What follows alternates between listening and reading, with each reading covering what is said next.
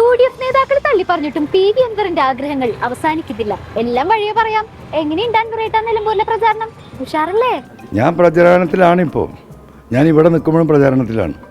എൻ്റെ ആളുകൾ ആ മണ്ഡലത്തിലെ വോട്ടർമാരുമായിട്ടും ലീഡർഷിപ്പുമായിട്ടും പ്രാദേശിക നേതാക്കളുമായിട്ടും ആ വർക്ക് എൻ്റെ വർക്ക് നടന്നുകൊണ്ടേയിരിക്കുകയാണ്.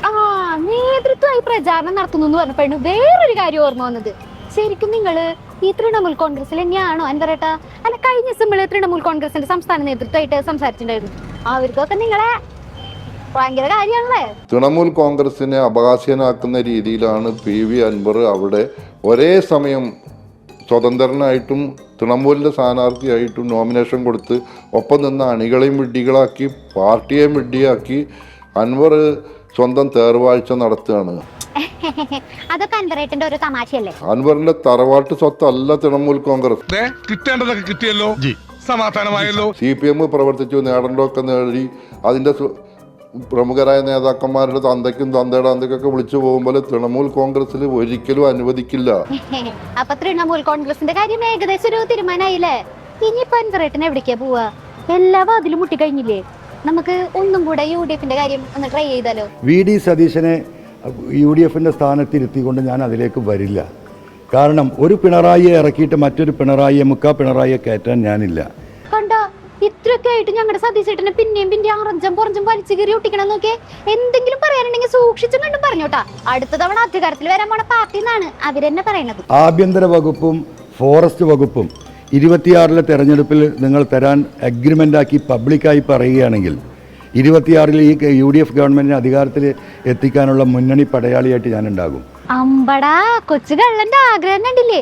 2026 UDF അധികാരത്തിൽ വരികയാണെങ്കിൽ ആഭ്യന്തര വകുപ്പിന്റെയും വനം വകുപ്പിന്റെയും കസേരയില് അൻവറേട്ടൻ ഇരിക്കണമെന്ന് ആലോചിച്ചോക്കെ. ആഭ്യന്തര വകുപ്പും വനം വകുപ്പും വേണത്ര. നോക്കിയിരുന്ന ഇപ്പൊ കിട്ടും. മുഖ്യമന്ത്രി കസേര തൊട്ട് ഇങ്ങോട്ടുള്ള എല്ലാ കസേരയിലും ആരൊക്കെ ഇരിക്കണം എന്നുള്ളതിൽ UDFൽ എന്നേ തർക്കം തുടങ്ങിയതാണ്. അപ്പോഴാണ് ഒരാൾ ആഭ്യന്തര വകുപ്പും ചോദിച്ചു വന്നിരിക്കുന്നത്. ഒന്നുകിൽ ഈ രണ്ടും എനിക്ക് തരണം, അല്ലെങ്കിൽ ഈ പറയുന്ന VD സതീശനെ ആ സ്ഥാനത്ത് നിന്ന് മാറ്റിയിട്ട് മറ്റൊരാൾ ആ സ്ഥാനത്തേക്ക് വരണം. അൻവറേട്ടന് VD സതീശനെ കണ്ണെടുത്താ കണ്ടുകൂടാത്തോണ്ടാണോ എന്നറിയില്ല. ഇത്രക്കായിട്ടും സുധാകരൻജിക്ക് അൻവറേട്ടനോട് എന്തൊരു കെയറിംഗ് ആണെന്നോ. കഴിവുണ്ട്, പ്രാപ്തിയുണ്ട്, അതിനുള്ള കാഴ്ചപ്പാടുകളുമുണ്ട് ആ ചെറുപ്പക്കാരന്. അവനെ രാഷ്ട്രീയത്തിന് വേണം എന്നതാണ് എന്റെ താല്പര്യം. അതുകൊണ്ട് ഈ ഇലക്ഷന് ഞാൻ ഈ പ്രസംഗം അദ്ദേഹത്തിന് വേണ്ടി ചെയ്യുന്ന പ്രസംഗമല്ല. പക്ഷേ അദ്ദേഹത്തെ ഞങ്ങൾ തള്ളിയിട്ടില്ല, അദ്ദേഹത്തെ പുറത്താക്കിയിട്ടില്ല. ഇനി അദ്ദേഹം തിരിച്ചു വരണ്ട എന്നൊന്നും ഞങ്ങൾ പറയുന്നില്ല. ഇതിപ്പോ അൻവറേട്ടന്റെ മുന്നിൽ UDFന്റെ വാതിൽ അടച്ചിട്ടില്ലേ? ഇതിപ്പോ ആകെ മൊത്തം കൺഫ്യൂഷൻ ആയല്ലോ. ഞങ്ങൾ we made it very clear, no more questions. ഞങ്ങൾ വളരെ കൃത്യമായിട്ട് പറഞ്ഞിട്ടുണ്ട്. ഇന്നലെ സുധാകരേട്ടൻ പറഞ്ഞ എന്താണെന്ന് ഞാനും കേട്ടു, അതാവുന്നല്ലോ. ഞങ്ങൾ ക്ലിയർ ചെയ്തിട്ടുണ്ട്. ഞങ്ങൾ ചർച്ചയുടെ എല്ലാ വാതിലും അടച്ചു. UDF തീരുമാനിച്ചാണ്, ഒരു ചർച്ചയില്ല. ഓ, സുധാകരൻജിയോട് വീണ്ടും പുച്ഛം. ശരിയാക്കി തരട്ടാ.